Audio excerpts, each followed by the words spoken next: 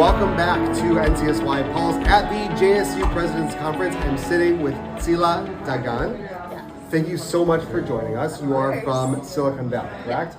Okay, how did you get involved in NCSY? Because I'm pretty familiar with West Coast. I was very good friends with Akiva Naaman, who I think preceded you. How did you get involved?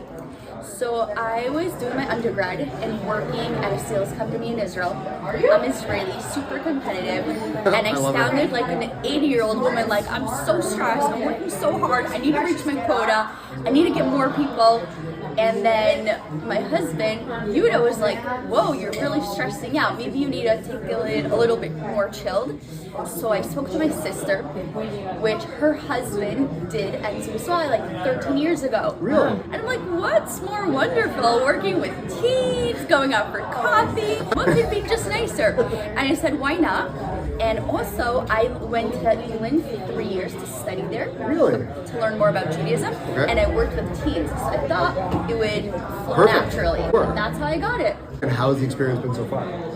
Wow, I think that I'm learning so much about myself and understanding how success is always like running after something that you're never reaching. So you either stop and create a success or continue running after something. Yeah, exactly. So it's a process with myself of understanding what is success, what do I learn about myself, how is it constantly putting the teams in the center, not me.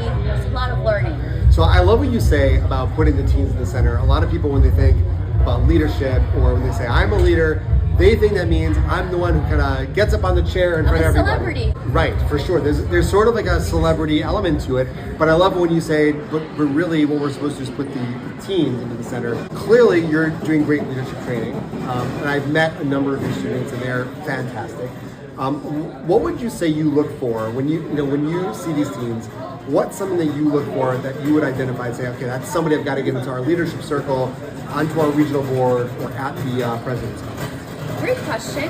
And every end of the year, like June, July, August, Right. I interview, I would say about 45 teams. Wow. And because an average of 6 schools and 5-6 teams and let's say 8 are interviewing, and I'm looking for this passion because I think we could learn things, we could, earn a skill and talent. But if you're not passionate and this is only for your college, and I think it's amazing for your college and I'm happy to write whatever you want in your college, Right. but if it's only about that, the year starts and I'm stuck alone. I'm like stranded on an island and you're so busy with school and you're so overwhelmed, and all I want to say is like, oh, write whatever you want in your resume. I just need a passionate teen. Yeah. And it's so interesting, like Alma, the one you interviewed before me, Yeah.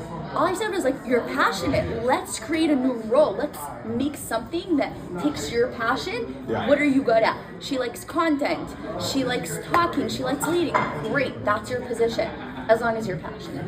So you have all these kids here, and one of the things that I'm sure you know as a leader, we always have to be learning. We always have to be developing.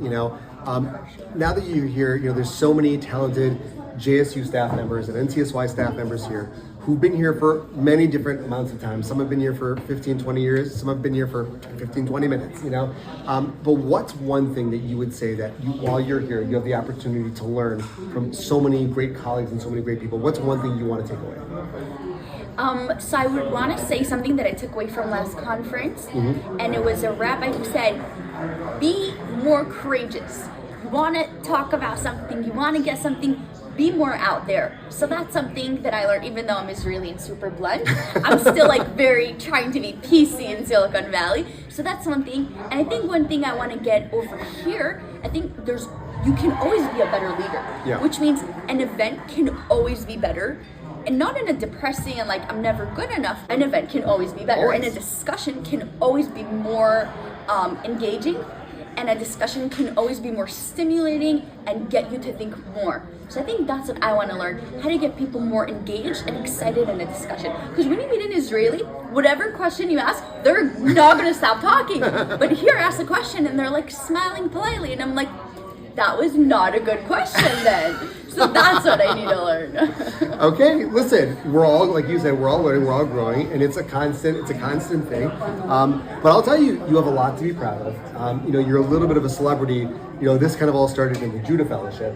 And like I've mentioned so many times, Leah Kozakovich is one of our favorites, and she always credits you. We did her interview about a month and a half ago, and she gave you a lot of credit on the podcast. Yes. And but it really is very telling. What I hear from your students is like they give you so much credit, and they say you're so involved, and you're really the reason why they're here. You should take a lot of excitement for that. That's really a huge credit to the work you're doing, to your personality. How did you wind up in California from Israel? Because I told my sister, I want to do something cool and different. I want to make a difference. And she's like, okay, you want to go to Silicon Valley? Sure, I'll connect you with Akiva. But I appreciate what you're saying, because I keep asking myself, what is my value? Like, Silicon Valley kids are super busy. They are overstimulated. They have so much school and sports and Israeli Scouts, which are all amazing things. What's my value there? And my husband keeps saying, your relationship. Yeah. You're making a 100%. difference with making people feel good about themselves. So I really appreciate you saying that. Okay. Thank you so much. Thank you. Last question for you, really quickly, and I'll let you go get back to the program. If you could give one piece of advice to all these very busy teens, like you said, in Silicon Valley, they're so busy. The truth is everywhere. Kids are busier now than they've ever been. The pressure on them is more than it's ever been. Sure. If you could give one piece of advice to all these kids, what would it be? I think to take a few minutes a day and sit with yourself and journal and ask yourself really simple questions. Where do I want to be in 5 years? What am I doing this year to get there? What am I really good at? Am I using that skill? What am I busy the most? Let's say my day. Right. What am I doing the most through my day? And is that serving my purpose? So for a lot of them, yeah, if you want to go to an Ivy League school and most of your day is surrounded by school, then great, it is leading your purpose. But just remembering to be focused and be intentional about what we're doing and not just stressed out and yeah. All right, that's fantastic. Thank you so much for Of joining course, us. You're great. Amazing. You are amazing. This has been NCSY Pulse. Thank you so much for listening. You can find us on Instagram at NCSY Pulse, on YouTube, on Spotify, and pretty soon Apple Podcasts. Thanks so much, and we'll see you next time.